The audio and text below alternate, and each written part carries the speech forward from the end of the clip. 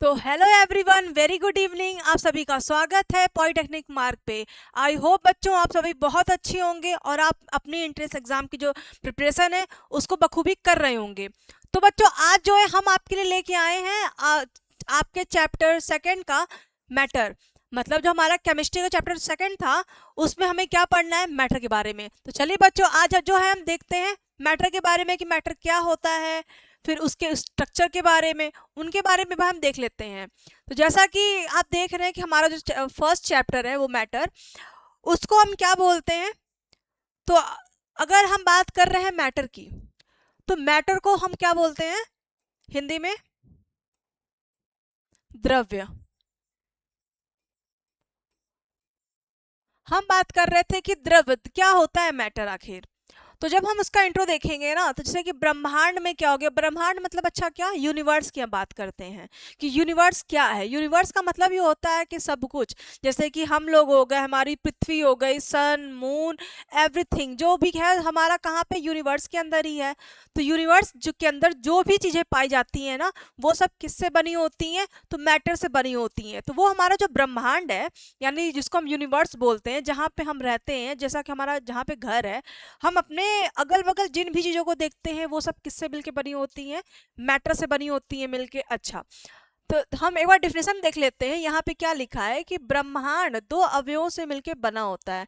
इसका क्या कहने का मतलब है कि जो हमारा यूनिवर्स होता है ना, वो सिर्फ और सिर्फ दो चीजों से मिलके बना होता है। आखिर हम अपने अगल बगल जिन भी चीजों को देखते हैं वो क्या है, वो मैटर ही तो है। मैटर का मतलब क्या कि मतलब कोई ऐसी चीज जो क्या हो, जिसका अपना कोई वेट हो पर्टिकुलर, ठीक है, जिसका क्या हो, अपना वही वेट हो। अच्छा, फिर सेकंड क्या हम इसमें देखते हैं कि मैटर क्या होगा, मतलब जो द्रव्य की हम बात करते हैं मेनली, तो उसका अपना कोई वेट होगा, उसको हम फील कर सकते हैं। फील कहने का क्या सेंस है, जैसे कि जो हमारी सेंसरी ऑर्गन्स होती हैं ना, सेंस ऑर्गन जिनको हम ज्ञानेंद्रियां बोलते हैं, जैसे कि ज्ञानेंद्रियां हमारी 5 होती हैं ना बच्चों, जैसे क्या जिनको क्या बोलते हैं, आँख हो गया हमारा, और हमारी नाक हो गई, हमारे स्किन हो गया, हमारे ईयर हो गए, हमारी टंग हो गए, ये सारे 5 क्या है, हमारे सेंसरी ऑर्गन यानी ज्ञानेंद्रियां यही होती हैं। तो हम किसी भी चीज को फील करते हैं तो इन्हीं के थ्रू करेंगे। लाइक अब ये पेन है, तो पेन क्या है, इतना क्या स्पेस कवर कर रहा है, मतलब इसका अपना कोई पर्टिकुलर क्या है, स्पेस होगा, ठीक। फिर इसका अपना कोई स्पेस भी तो होगा। फिर इसको हम फील कैसे करते हैं, अपने सेंसरी ऑर्गन्स के थ्रू ही करते हैं। तो हमने क्या बोला कि ब्रह्मांड में में जो भी चीजें पाई जाती हैं वो दो चीजों से मिलकर बनी होती हैं, पदार्थ यानी कि मैटर, और दूसरा क्या हमारा, एनर्जी। अब इसकी कोई एनर्जी भी तो होती है। तो हम वही देख रहे हैं यहाँ पे कि ब्रह्मांड जो होता है दो अवयव यानी दो चीजों से मिलकर बना होता है। पहला क्या है, द्रव तथा क्या, ऊर्जा से। वे सभी वस्तुएं जो स्थान घेरती हैं, जिनमें क्या होता है, उनका भार होता है, तथा जिनका ज्ञान हम अपनी ज्ञानेंद्रियों द्वारा कर सकते हैं, द्रव कहलाती हैं। मतलब कि ऐसा, मतलब ब्रह्मांड यूनिवर्स में जो भी चीजें हम देखते हैं, ठीक है, कुछ भी हम देख रहे हैं, उन वो क्या होती हैं, कोई द्रव्य कहलाती हैं, यानी कि मैटर कहलाती है। मैटर का मतलब होता है जो स्थान घेरता हो, स्थान घेरे, प्लस क्या हो, उसको हम फील कर सके, अपने सेंस ऑर्गन के थ्रू क्या कर सकते हैं, उसको फील कर सकते हैं। देन क्या हो जाएगा कि उसका कोई अपना वेट होगा, वेट मतलब होता है उसका कोई भार होगा, उसका कोई वजन होगा, ठीक है। तो ये था हमारा द्रव्य का डिफिनेशन। एक बार इसको भी देख लेते हैं। The universe is composed of two constituent, मतलब जो यूनिवर्स होता है वो दो कंपोनेंट से मिलकर बना होता है। पहला क्या हो जाएगा, matter, second energy. All objects that occupy space, जैसा कि हमने देखा कि ये पेन है, तो ये क्या करता है, इसका इतना स्पेस कवर कर रखा है, तो इसकी हम बात कर रहे हैं। देन पोजेस मास, मतलब इसका अपना कोई वेट भी होगा, मतलब वेट करने का इसका अपना कोई द्रव्यमान भी होगा। हम द्रव्यमान मतलब मास और वेट में अगर डिफरेंस समझें तो क्या होता है कि जो मास होता है ना, जैसे कि ये हमारा कोई मैटर है, पदार्थ है, किसी पदार्थ से बना होगा, तो इसकी टोटल क्वांटिटी कितनी हम बोल सकते हैं, तो वो मास पे डिपेंड करता है। मास जो होता है हर पदार्थ का या हर मैटर का, जो उसका मास होगा वो फिक्स होता है, जबकि वेट फिक्स नहीं होता, ठीक है। जैसे अब ये पेन जो है, हम बोल सकते हैं 10 ग्राम का पेन होगा, तो अब इसको हम लेके कहीं और चले जाएंगे, इंडिया के कहीं बाहर लेके चले जाएंगे, तो इसका जो ये मास है वो तो मतलब डिफरेंट नहीं हो जाएगा ना, कुछ और तो नहीं हो जाएगा, वो 10 ग्राम का ही रहेगा। तो ये जो था तो 10 ग्राम की हम बात करते हैं या 1 किलो हम जो भी बोलते हैं, तो वो उस पर्टिकुलर मैटर का या उस पर्टिकुलर द्रव्य का क्या होता है, मास होता है, यानी कि द्रव्यमान होता है। अगर हमें डिफ्रेंशिएट करना हुआ मैटर और सॉरी वेट एंड मास में, तो मास को हम क्या बोलेंगे, उसका जो यूनिट होता है ना, इसका जो क्या हम बोलते हैं, वो फिक्स होता है हर जगह का, हर पदार्थ का। बट वेट जो होता है वो फिक्स नहीं होता, वो जगह के अकॉर्डिंग क्या होता है, वो चेंज हो जाता है। तो फिर हम आते हैं डिफिनेशन पे, can be perceived the through और सेंसेस आर कॉल्ड मैटर, मतलब जिसको हम अपने सेंसेस के थ्रू क्या कर सके, फील कर सके, वो हमारा क्या कहलाता है, मैटर कहलाता है। तो बच्चों हम मैटर की डिफिनेशन में क्या देखते हैं कि ब्रह्मांड में जो होता है, जो ब्रह्मांड जो होगा वो तो दो चीजों से मिलकर बना होता है। किन चीजों से मिलकर बना होता है, एक तो उसका मैटर और फिर दूसरा क्या होता है, एनर्जी से। तो हमने एक चीज जाना यहाँ पे, मैटर प्लस क्या जाना, एनर्जी। अब मैटर क्या होता है, तो बात यहाँ मैटर की ओर थी, ऐसा को जिसको हम फील कर सकते हो। और फील कैसे करेंगे, तो अपने सेंस ऑर्गन के थ्रू करेंगे। देन क्या हो रहा था कि जो स्पेस कवर करता हो, यानी स्पेस ऑक्यूपाई करता हो, उसको हम क्या बोल रहे थे, मैटर। फिर क्या होगा कि जिसका अपना कोई मास होता है, द्रव्यमान होता है। द्रव्यमान जो होता है वो पर्टिकुलर जो मैटर बोल सकते हैं उसका फिक्स होता है, जबकि जो वेट होता है वो डिफर होता है, वो अकॉर्डिंग टू प्लेसेस क्या होता है, वो डिफर होता है। फिर हम आते हैं, बात करते हैं हम यहाँ पे वेट की, कि वेट क्या होता है। तो जब हम बात यहाँ पे वेट की कर रहे थे, तो जैसे कि यहाँ पे हम बोल रहे हैं कि जिस बल से पृथ्वी किसी वस्तु को, जिस बल से पृथ्वी किसी वस्तु को अपनी ओर आकर्षित करती है, मतलब कि जो हमारी अर्थ होती है, जिस फोर्स के साथ किसी भी वस्तु या किसी भी बोल सकते हैं कि चीज को अपनी तरफ क्या करती, अट्रैक्ट करती, खींचती है ना, वो क्या कहलाता है, उसे वस्तु का क्या बोलते हैं, भार कहते हैं। उसे उस वस्तु का क्या बोलेंगे, वेट बोलेंगे। मतलब अर्थ का क्या होता है, अपना ग्रेविटी होता है, ठीक है। ग्रेविटी क्या करती है कि जैसे हम कुछ भी सामान ऊपर फेंकते हैं तो वो क्या होती है कि वो नीचे आती है। अब ग्रेविटी का मतलब क्या कि अर्थ के पास एक फोर्स होता है जो जिस फोर्स के साथ चीजों को खींचती है अपनी तरफ, उसको हम ग्रेविटी बोलते हैं, ठीक है बच्चों।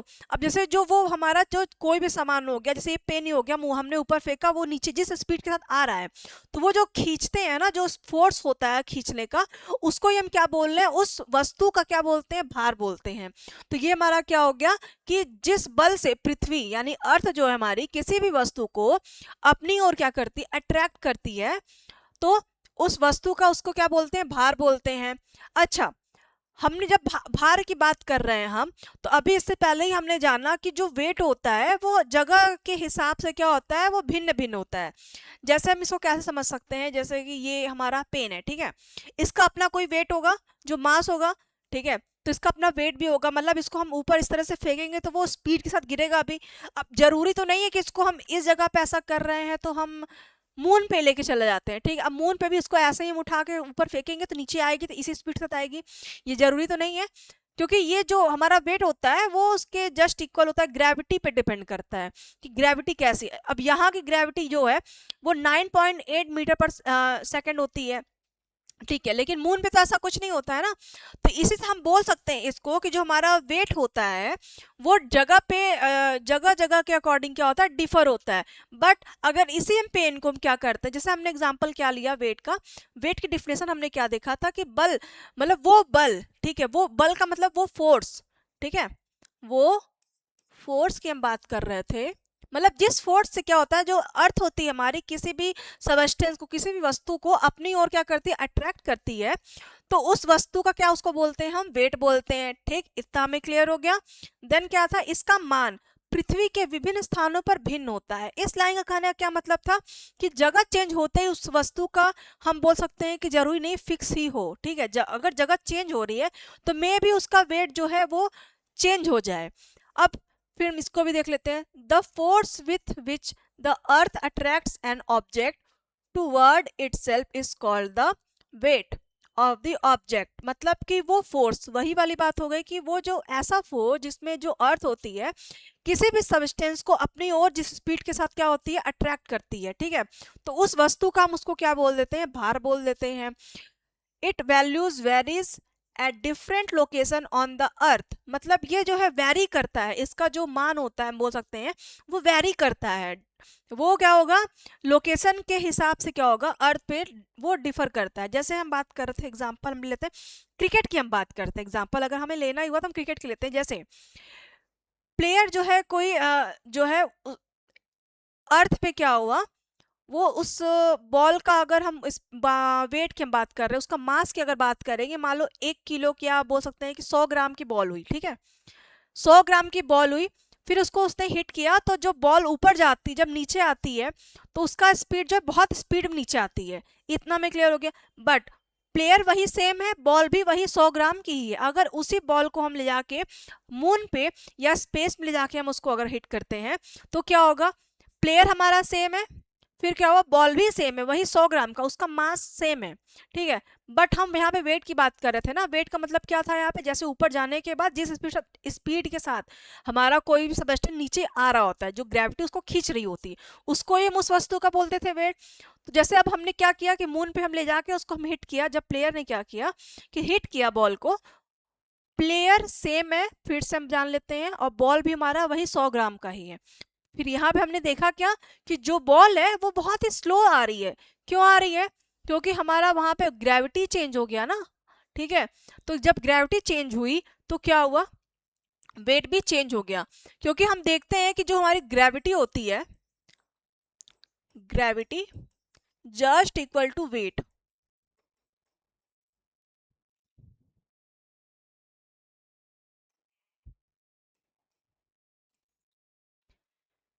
ग्रेविटी जो है जस्ट इक्वल टू वेट, ठीक है बच्चों।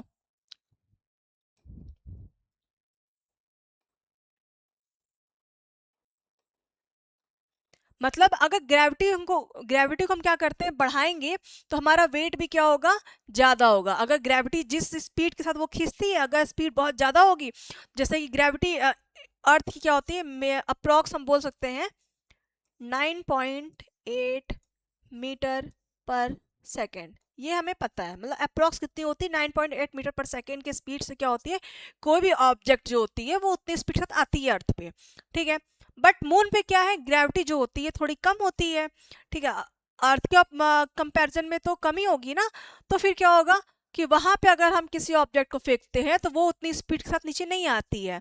तो ये हमारा एग्जाम्पल हो गया। हमने इसमें क्या जाना कि हम वेट के बारे में, मतलब कि कोई भी ऑब्जेक्ट जो होता है ना, उसको जिस फोर्स के साथ नीचे वो आ रही होती है, तो वो जो हम फोर्स लगा रहे होते हैं उसी को क्या हम बोलते हैं कि उस ऑब्जेक्ट का क्या बोलते हैं, भार बोलते हैं या वेट बोलते हैं। और वेट क्या होता है, वो पर जगह जगह के हिसाब से क्या वो डिफर करता है, मतलब वेरी करता है, ठीक है। तो इस तरह से हमने वेट के बारे में जान लिया। फिर अब हम आते हैं, बात करते हैं मास कि मास क्या होता है। मास मतलब द्रव्यमान। अब हम बात करते हैं किसी वस्तु में विद्यमान द्रव के संपूर्ण परिमाण को, मतलब कोई ऑब्जेक्ट होगा उसमें विद्यमान द्रव के संपूर्ण परिमाण कहने का मतलब होता है, हम समझ सकते हैं इसको क्वांटिटी के हिसाब से। जैसे हमारा ये पेन है, तो ये जो पदार्थ है, ये जो हमारा ऑब्जेक्ट है कोई, ठीक है, इसमें इन्वॉल्व जितने भी हमारा इसका जो सबस्टेंस बोल सकते हैं, ठीक है, इसमें विद्वान सभी द्रव्य को, एक एक पार्ट को क्या बोलते हैं, उसका क्वांटिटी हम जान सकते हैं, जितनी भी क्वांटिटी का बना है, ठीक है, उसको हम क्या बोलते हैं, उसका मास बोलते हैं, ठीक। तो किसी वस्तु में विद्वान मतलब इन्वॉल्व होने की बात करता है, द्रव्य के संपूर्ण पूरे परिमाण को उस वस्तु का द्रव्यमान कहा जाता है। द्रव्यमान को संग्रहित संहति या मात्रा भी कहते हैं। क्वांटिटी की यहाँ बात हो रही है, जैसा कि ये हमारा पेन है, ये 10 ग्राम का है, ठीक है। अब 10 ग्राम होने में ये किसी चीज का बना होगा, तो जिस चीज का ये बना होगा, हमारा जिस मैटर का, जिस पदार्थ का बना होगा, ठीक है, तो जितना उसकी क्वांटिटी इसमें इन्वॉल्व है वो उसका क्या कहलाएगा, मास। इस तरह से हम जान सकते हैं, ठीक है बच्चों। इसका मान सभी स्थानों पर निश्चित रहता है तथा इसकी इकाई किलोग्राम है। अच्छा, तो इससे हम जान लेते हैं कि इसका, जैसे कि जो हमारा मास हो गया, वो हर जगह पे क्या होता है, फिक्स होता है। जैसे कि हमने बॉल का एग्जांपल लिया था, अर्थ पे बॉल का जो मास था कितना था, 100 ग्राम था। तो मून पे ले जाने का मतलब ऐसा थोड़ी है ना कि वहां का मास जो होता है वो डिफर हो जाएगा या कुछ चेंज हो जाता है, ऐसा नहीं होता। वेट चेंज होता है, क्योंकि वेट जो था हमारा क्या था, ग्रेविटी के इक्वल था। हमने इसमें क्या देखा था कि ग्रेविटी अगर इंक्रीज करेगी या ज्यादा है, तो वेट भी उस पर्टिकुलर ऑब्जेक्ट का क्या होगा, ज्यादा होगा। अगर ग्रेविटी उस जगह की कम है, तो वेट भी क्या होगा, कम होगा। इस तरह से हम बोल एग्जाम्पल समझ रखते हैं, जैसे कि हमारा बैग हो गया, ठीक है, स्कूल बैग हो गया, उसमें जो सारी बुक्स का जो वेट होगा, ठीक है, वो डिफर कर सकता है। हमारा जो उसका उस बुक का मान लीजिए बुक है कोई, ठीक है, उसका मास उतना ही है, यानी वो उतनी ही भारी है, ठीक है, इतना हमें क्लियर हो गया कि बुक जो है इतनी मोटी सी है, इसका हमारा जो मास होगा उतना ही होगा। लेकिन अर्थ पे क्या, वो हमें भारी लगता है, ठीक। अगर इसी को हम जाके मून पे रखेंगे तो वहां वो बैग हमारा हल्का हो जाएगा, क्योंकि क्या होगा कि जो ग्रेविटी के साथ उस बैग को खींचती है, ठीक है, वहां की जो ग्रेविटी होगी, जिस ग्रेविटी के साथ नीचे वो अट्रैक्ट हो रही होगी, उसकी वजह से क्या होगा, ग्रेविटी वहां की कम होगी, तो इसकी वजह से हमें बैग क्या होता है, वो हल्का लगता है। और हम बात कर रहे थे यहाँ की यूनिट की, अगर की यूनिट की, वेट का यूनिट क्या होता है, तो ये ध्यान दीजिएगा कि वेट का यूनिट क्या होता है, न्यूटन होता है, न्यूटन, ठीक है। वेट का यूनिट क्या हो जाएगा, न्यूटन। 1 मार्क्स में कभी कभी पूछ देता है, इसमें देख लीजिएगा कि वेट का यूनिट क्या हो जाएगा, न्यूटन होगा। फिर हमने क्या जाना, द्रव्यमान किसे कहते हैं, तो किसी वस्तु में विद्यमान द्रव्य के संपूर्ण परिमाण को, उस वस्तु को क्या कहते हैं, द्रव्यमान कहा जाता है। द्रव्यमान में को संहति या मात्रा भी कहते हैं, मतलब क्वांटिटी की बात हो रही है कि उस पर्टिकुलर ऑब्जेक्ट में जितना उसका क्वांटिटी होता है, जितनी उसकी मात्रा होती है, ठीक। ये क्या होता है, सभी जगह पे इसकी जो वैल्यू होती है फिक्स होती है, और इसका यूनिट क्या होता है, तो इसका यूनिट जो होगा, यानी हमारे मास का यूनिट जो है वो क्या होता है, किलोग्राम, यानी कि केजी। हम जब वेट की बात कर रहे थे, जैसे आजकल लगता है कि वो बच्चों को क्या होता है कि वेट और मास में डिफरेंस नहीं समझ में आता, लगता है कि वेट और मास सेम ही है, तो ये बिल्कुल भी गलत है। वेट और मास में बहुत बड़ा डिफरेंस है, ये कि जो मास होता है वो सब हर मैटर का, हर ऑब्जेक्ट का फिक्स होता है। अगर वो कोई भी हम बात करते हैं, अगर ये 10 ग्राम का पेन है तो 10 ग्राम का पेन ही रहेगा, ऐसा नहीं कि यहाँ से बाहर ले जाने के बाद ये कुछ और हो जाएगा, या 10 से 5 हो जाएगा, 5 से 15 ऐसा कुछ नहीं है। ये 10 है तो 10 का ही रहेगा, जब तक इससे कोई छेड़छाड़ ना किया जाए, ठीक। लेकिन वेट जो होता है वो जगह पे वेरी करता है ना। अगर इसको हम यहाँ से अब मून पे लेके गए, या फिर स्पेस में, यूनिवर्स में कहीं पे भी लेके गए, ठीक है, तो वेरी करता है, क्योंकि हमें डिपेंड करेगा कि उस जगह की ग्रेविटी क्या है, तो ये डिपेंड करता है ग्रेविटी पे, या उस जगह की ग्रेविटी बोल सकते हैं, उस प्लेस की ग्रेविटी पे डिपेंड करता है। तो इस तरह से मास प्लस वेट दोनों क्या है, डिफर होते हैं। अगर हम वेट की यूनिट की बात करें तो न्यूटन होता है, और वहीं पे अगर मास की हम यूनिट की बात करें तो वो क्या होता है, किलोग्राम, या फिर केजी, इसको ग्राम भी बोल सकते हैं, इसको ग्राम में भी क्या कर सकते हैं, ले सकते हैं। तो अगर जब भी पूछेगा कि S I unit of weight, तो उसको हम किस तरह से डिनोट करेंगे, न्यूटन से। और वहीं अगर पूछेगा कि यूनिट ऑफ मास, तो उसको हम क्या लेते हैं, किलोग्राम से। इसको देख लेते हैं, total quantity of matter contained with in an object is called its mass. मतलब जो टोटल क्वांटिटी होती है, टोटल क्वांटिटी ऑफ मैटर, किसी भी पदार्थ का टोटल जो क्वांटिटी होती है वो क्या होती है किसी भी ऑब्जेक्ट में, वो क्या कहलाती है, उस ऑब्जेक्ट की mass. Mass is also referred to as conjugation और क्वांटिटी, मतलब इसको हम क्या बोलते हैं, क्वांटिटी ही बोलते हैं उस ऑब्जेक्ट की। It's value remains constant at all location, मतलब इसकी जो वैल्यू होगी, ठीक है, इसकी वैल्यू क्या होती है, मेनली सभी जगह पे कांस्टेंट होती है। अगर ये 10 ग्राम का पेन था तो 10 ग्राम का ही रहेगा हर जगह पे, ठीक है, ये वाली लाइन। फिर हम बात कर रहे थे, its unit is called kilogram, वही इसकी यूनिट क्या हो जाएगी, किलोग्राम। तो इस तरह से बच्चों हमने मास को देख लिया। अब हम बात करते हैं इसके फॉर्मूले की। तो जहां पे W क्या है, क्या बता रहा है, W इज वेट, यानी कि भार। फिर हम बात कर रहे थे M की, M क्या बता रहा है, ये बता रहा है मास को, यानी कि द्रव्यमान। फिर हम बात कर रहे थे G की, कि G इक्वल टू ग्रेविटी, यानी कि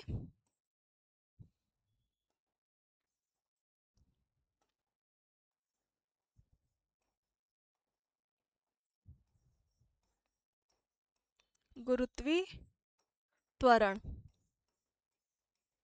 अच्छा, अगर हम इसको देखें एक बार कि जो हमारा फॉर्मूला है, यहाँ पे W क्या बता रहा है, वेट को बता रहा है, M क्या बता रहा है, मास को बता रहा है। जी क्या बता रहा है, ग्रेविटी को बता रहा है। मतलब जो मास होता है, जैसे किसी ऑब्जेक्ट का जो मास है, ठीक है, इसको हम इस तरह से लिख सकते हैं m इंटू जी, ठीक है। अगर मास जो है उसको हम, मास ही तो होता है ना, जिसकी जो क्वांटिटी होती है वो ग्रेविटी के थ्रू क्या होगी, नीचे आई, और जिस स्पीड के साथ आई वो क्या है, इसका वेट हो गया। तो इस तरह से W इक्वल टू mg, तो ये जो है इसका फॉर्मूला है, जहां पे W क्या बता रहा है, तो वेट को बता रहा है, और m क्या बता रहा है, मास यानी उसके द्रव्यमान को बता रहा है उस ऑब्जेक्ट के, प्लस g जो है जिस ग्रेविटी के साथ वो नीचे आती है कोई ऑब्जेक्ट। ठीक है बच्चों, तो इसको ध्यान से देख लीजिएगा। फिर हम बात कर रहे थे एनर्जी। अब एनर्जी क्या होता है, एनर्जी मतलब ऊर्जा की हम बात करते हैं। तो किसी वस्तु के कार्य करने की क्षमता को ऊर्जा कहते हैं। जैसे कोई वस्तु है, कोई ऑब्जेक्ट है, उसके काम करने के जो कैपेबिलिटी होती है, जो क्षमता होती है ना, उसी को हम क्या बोलते हैं, यहाँ पे एनर्जी बोलते हैं। काम करने की क्षमता ही क्या कहलाती है, सीधा सीधा इसका डिफरेंस हो जाएगा। जो काम करने की जो क्षमता होती है वही हमारी क्या होती है, एनर्जी होगी। यानी हमारे पास जो एनर्जी रहेगी हम उसी के थ्रू काम करेंगे ना, ठीक है।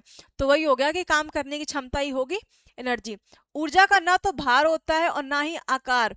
ऊर्जा जो होती है ना, उसका अपना कोई वेट नहीं होता। ये फिक्स हो जाता है कि जो ऊर्जा होती है, जो एनर्जी होता है ना, उसका कोई ना तो कोई शेप है पर्टिकुलर, ना तो कोई उसका कोई वेट होता है, ऐसा कुछ नहीं होता है। तो यहाँ पे वही बोला गया है कि जो ऊर्जा होती है उसका ना तो कोई अपना वेट होता है, ना तो उसका कोई आकार होता है। जबकि ऊर्जा का प्रभाव जो होता है, ऊर्जा का प्रभाव का अनुभव ज्ञानेंद्रियों द्वारा किया जा सकता है। जैसे कि प्रकाश, उष्मा, विद्युत, ध्वनि आदि ऊर्जा के विभिन्न रूप हैं। इसमें क्या देखा जा रहा है कि जो ऊर्जा होता है उसका अपना कोई पर्टिकुलर फॉर्म नहीं होता, उसका कोई स्ट्रक्चर नहीं होता। फिर ऊर्जा जो होती है उसका कोई भार नहीं होता, ऐसा नहीं होता उसका इतना वेट होगा, नहीं। ऊर्जा को बस क्या कर सकते हैं, हम फील कर सकते हैं। वो सिर्फ फील वाली क्या होती है, एक एनर्जी होती है। अब किस तरह से उसको फील किया जा सकता है, उष्मा के रूप में, ठीक है, हीट के रूप में, मतलब विद्युत ऊर्जा, विद्युत के रूप में हमें मिलता है ना हीट, ठीक है, उसके रूप में, ध्वनि के रूप में हम उसको यू कर सकते हैं, फील कर सकते हैं। तो ये सारी क्या है, डिफरेंट फॉर्म्स ऑफ एनर्जी। मतलब एनर्जी जो होती है ना, उसको हम कभी डिस्ट्रॉय भी नहीं कर सकते, वो सिर्फ एक फॉर्म से दूसरे फॉर्म में कन्वर्ट होती है इस तरह से, ठीक है। जैसे अगर हम बात कर रहे हैं यहाँ पे कुछ कुछ भी एग्जांपल सकते हैं, जैसे लाइट हो गया। लाइट को हमने क्या किया, ऑन किया, स्विच ऑन किया। देन क्या हुआ, जब वहां पे क्या हुआ कि जो हमारी इलेक्ट्रिक बोल सकते हैं एनर्जी थी, ठीक है, वो किस में कन्वर्ट हो गई, हीट में, ठीक है। जो हमारी विद्युत ऊर्जा थी वो किस में कन्वर्ट हो गई, उष्मा में, ठीक है, लाइट में कन्वर्ट हो गई। तो लाइट से भी तो हमें मिल रहा था ना, हमें समझ में आ रहा है, हमें मतलब वो फील हो रहा है, ठीक है। हम अपने सेंसेस के थ्रू क्या करते हैं, उसको फील करते हैं। तो इस तरह से जान सकते हैं कि जो काम करने की जो क्षमता होती है, जो कैपेबिलिटी, जो एबिलिटी होती है, उसको ही हम क्या बोल रहे थे, एनर्जी बोलते हैं। एनर्जी जो होता है उसका कोई पर्टिकुलर शेप नहीं होता। फिर क्या होगा, उसको कोई अपना भार नहीं होता है, उसको सिर्फ हम फील कर सकते हैं। अब किस तरह से फील करेंगे, तो उसको उष्मा के रूप में, विद्युत के रूप में, प्लस उसको हम क्या करते हैं कि बोल सकते हैं इसको सिर्फ फील किया जा सकता है। अब हम अपने इसको क्या सेंसर के थ्रू सिर्फ फील कर सकते हैं। फिर क्या था इसमें, the capacity of an object to perform work is called energy. मतलब इसमें वही बोल रहा है कि किसी भी ऑब्जेक्ट की परफॉर्म या काम करने की जो कैपेसिटी होती है उसी को हम क्या बोलते हैं, एनर्जी बोलते हैं।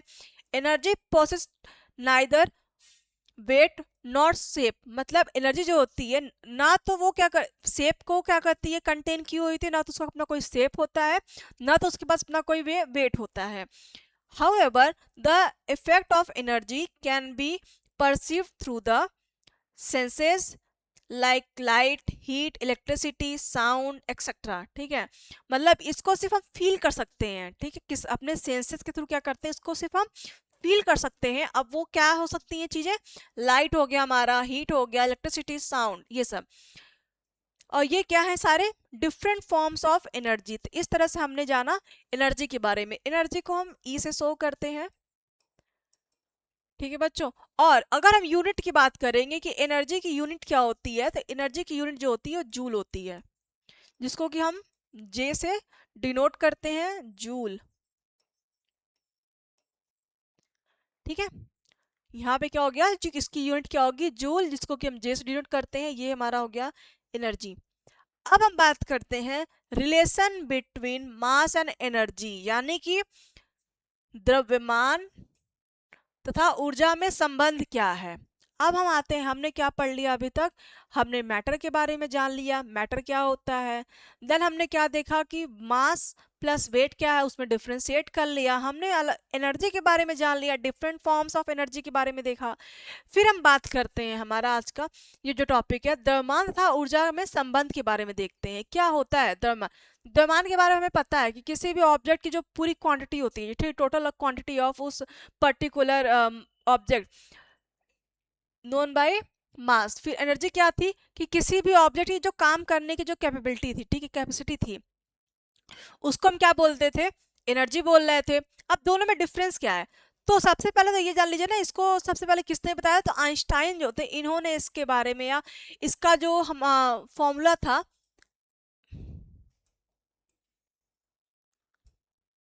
E बराबर mc²।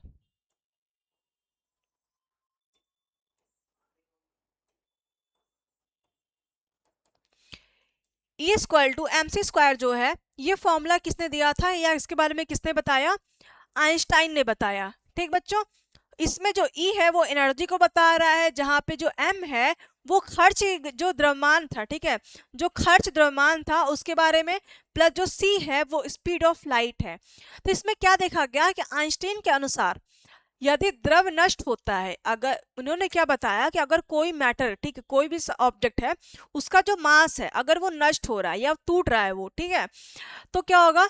तब उसी के समतुल्य ऊर्जा निर्मुक्त होती है। यहाँ पे समतुल्य करने का क्या मतलब? इक्विवेलेंट। इक्विवेलेंट मतलब बराबर। अगर इसको हम समझे इस लाइन को, मतलब कि यदि द्रव नष्ट होता है तब उसी के समतुल्य ऊर्जा निर्मुक्त होती है। इस लाइन का कहने का क्या मतलब था उनका? कि मतलब अगर कोई ऑब्जेक्ट है, ठीक है, उस ऑब्जेक्ट का अपना कोई मास होगा, ये फिक्स है। तो अगर जितनी वो मास खर्च होती है, नष्ट हो रही है, या हम बोल सकते हैं कि वो टूट रही है, ठीक है, तो उसके समतुल्य कहने का मतलब उसके ही इक्विवेलेंट, उसके बराबर ही एनर्जी जो होगी वो रिलीज होगी। निर्मुक्त कहने का मतलब होता है यहाँ पे रिलीज से है, कि रिलीज होगी, ठीक है, उतनी ही एनर्जी रिलीज होगी। अगर हम इसको एग्जांपल लेके समझे सन का, तो सन क्या है? इसको मैं ब्रह्मांड में सब आ रहा था, हमारा सन, मून, अर्थ, सब कुछ। तो जो हमारा सन होगा वो भी तो किसी ऑब्जेक्ट से ही बना होगा ना। अगर हम समझे इस चीज को, हमारा मान लीजिए ये हमारा क्या है? ये सन है, तो ये भी तो क्या होगा? किसी ऑब्जेक्ट से ही बना है। अगर हम बात कर रहे थे, तो जो इसके अंदर जिस ये मैटर का बना होगा, जिस पदार्थ का बना होगा, वो भी तो अब ऑब्जेक्ट है, तो पता ही है इतना कि वो किसी ना किसी मैटर से बना होगा, किसी पदार्थ से ही बना होगा। तो जो उसकी टोटल क्वांटिटी होगी, जब उसके अंदर चीजें खत्म हो रही, नष्ट होंगी या टूटेंगी, तो वो एनर्जी रिलीज करेगा। ठीक है, अब वो एनर्जी किस फॉर्म में हमें मिलती है? वो हीट प्लस लाइट के फॉर्म में मिलती है। तो इस तरह से क्या कहा गया? तो इसी को हम बोल सकते हैं कि जब किसी भी ऑब्जेक्ट या किसी भी पदार्थ का जब मास जो होता है वो नष्ट होता है, या बोल सकते हैं कि टूटता है, तो उसके ही समतुल्य, उसके इक्विवेलेंट, उसके बराबर ही क्या होता है? एनर्जी रिलीज होती है उस पर्टिकुलर ऑब्जेक्ट से। ठीक है, जैसे कि इसके अंदर क्या हो गया, ये हमारा सन था जो कि एक ऑब्जेक्ट की तरह इसको देख रहे हैं हम। फिर क्या होगा? इसके अंदर जिसका जितने मास का होगा, ठीक है, उसका उतना इक्विवेलेंट उसमें एनर्जी भी भरी होगी। ठीक है, अब जो भी इसमें प्रोसेस होगा, इसके अंदर जो जितना मास जो होता है उसका कन्वर्ट किस में होता है? जो इसका मास होगा सन का, वही कन्वर्ट होता है एनर्जी में, और वही एनर्जी को हम किस फॉर्म में यूज करते हैं? हीट में, लाइट में। ठीक है, तो यहाँ पे क्या था? यदि द्रव्य नष्ट होता है, द्रव्य मतलब कोई पदार्थ, ठीक है, नष्ट मतलब टूट गया, बाई चांस कुछ उसमें हुआ, ठीक है, चीजें आपस में बनती भी हैं, बिगड़ती भी हैं, इतना तो क्लियर है। जैसे कि हम बात करेंगे कि कोई भी चीजें होती हैं, वो मैटर का ये हो गया कि वो नष्ट होती हैं ना, टूटती भी हैं, फिर क्या होगा? उनसे हम नई चीजें बनाते भी हैं। तो जब वो टूट रही हैं, बन रही हैं, तो इसमें क्या है? उसका अपना जो मास होता है वो किसमें मतलब क्या वो करता है? एनर्जी रिलीज करता है। जब भी कोई चीज टूटती है तो वो एनर्जी रिलीज करेगी। तो वही कहने का मतलब होता है कि जो मास होता है, जब वो नष्ट होता है, किसी भी पदार्थ का जो मास होगा, जब वो नष्ट होगा, जब वो खत्म होने लगता है, टूटता है, तो वो क्या रिलीज करता है? एनर्जी रिलीज करता है। तो इसी को यह बताया था आइंस्टाइन ने। ठीक है, द्रव्यमान तथा ऊर्जा में संबंध दर्शाने के लिए, द्रव्यमान तथा ऊर्जा में संबंध को बताने, उसके जो बीच का मतलब मास जो था, एनर्जी था, दोनों के बीच का जो रिलेशन था उसको बताने के लिए आइंस्टाइन ने क्या किया, एक फॉर्मूला दिया। तो उस फॉर्मूले को क्या बोलते हैं हम, ये E equal to M C square, जहां पे E हमारा क्या था, एनर्जी था, M क्या था, नष्ट हुई मास मतलब द्रव्यमान की बात करते हैं, उस पदार्थ के नष्ट हुए द्रव्यमान की बात करते हैं। C equal to speed of light, light की स्पीड की बात कर रहे थे। इसमें देख लेते हैं, according to Einstein if matter is destroyed, matter जो है अगर वो डिस्ट्रॉय हुआ, ठीक है, an equivalent amount of energy is released, मतलब इसमें क्या बोल रहा है कि उसके इक्विवेलेंट मतलब उसके बराबर जितना मास होगा उतना ही एनर्जी क्या होगा, रिलीज होगा। यहाँ पे इक्विवेलेंट करने का मतलब है कि यहाँ पे जो स्पीड ऑफ लाइट है बहुत ज्यादा है, फिर इसको हमने किसमें क्या मल्टीप्लाई, मास में, तो जितना हमारा मास नष्ट होगा, ठीक है, उतनी ही एनर्जी क्या होगी, रिलीज होती है। ये यहाँ पे है कहने का मतलब।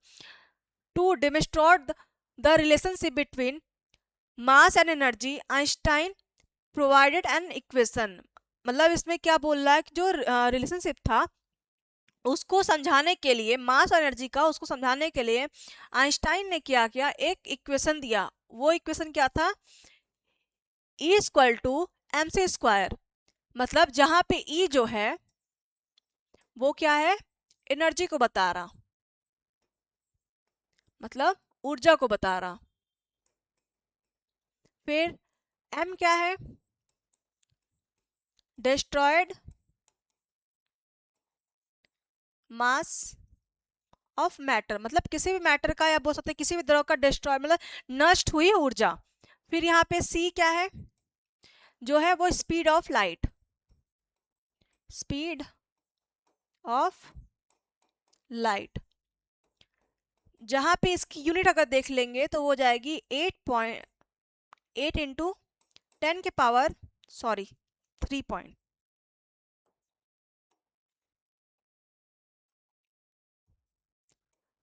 3 इंटू 10 के पावर 8 मीटर पर सेकेंड।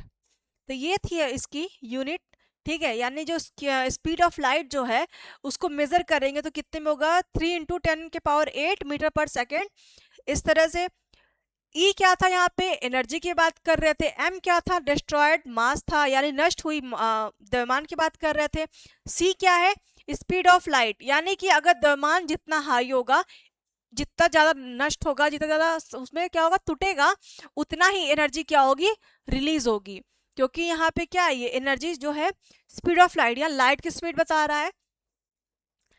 फिर बच्चों इस तरह से था, अभी तक हमने क्या देखा इस चैप्टर में, अभी तक हमने कवर जो किया वो था हमारा मैटर, कि मैटर किस तरह से बना, ठीक है। मैटर की बात हम कर रहे थे जिसको हम फील कर सकते हैं, जो स्थान घेरता हो, मतलब वो प्लेस ऑक्यूपाई करता हो। फिर क्या था इसमें कि वो उसका अपना कोई वेट हो, भार हो। फिर हमने देखा डिफरेंशन ऑफ वेट, मतलब भार के बारे में जाना, फिर अपने मास के बारे में जाना, फिर हमने रिलेशनशिप देखा किसके बीच में, द्रव्यमान तथा एनर्जी के बीच में, इस तरह से। तो बच्चों आज का जो चैप्टर था हमारा मैटर का, इतना हमने कवर कर लिया है। अभी नेक्स्ट आने वाले सेशन में जो है हम इसके बारे में देखेंगे डिफरेंट फॉर्म्स ऑफ मैटर, मतलब कि विभिन्न जो है फॉर्म होते हैं मैटर के, उनके बारे में जानेंगे। और आज का चैप्टर जो था यहीं पे ख़त्म होता है। तो बच्चों आज अगर आपको ये वीडियो जो है पसंद आई होगी तो इसे लाइक करना बिल्कुल मत भूलिएगा और सब्सक्राइब कर लीजिए इसको। और फ्री PDF पाने के लिए आप जो है हमारे टेलीग्राम चैनल से जुड़े रहिए, और जिसका कि लिंक हमारे नीचे डिस्क्रिप्शन में दिया गया है। तो बच्चों हम एक बार इधर देख लेते हैं।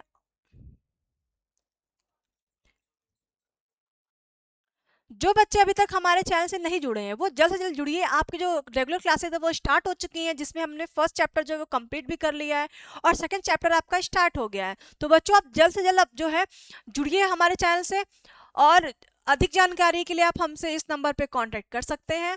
तो बच्चों आज के लिए जो है इतना ही। Thank you.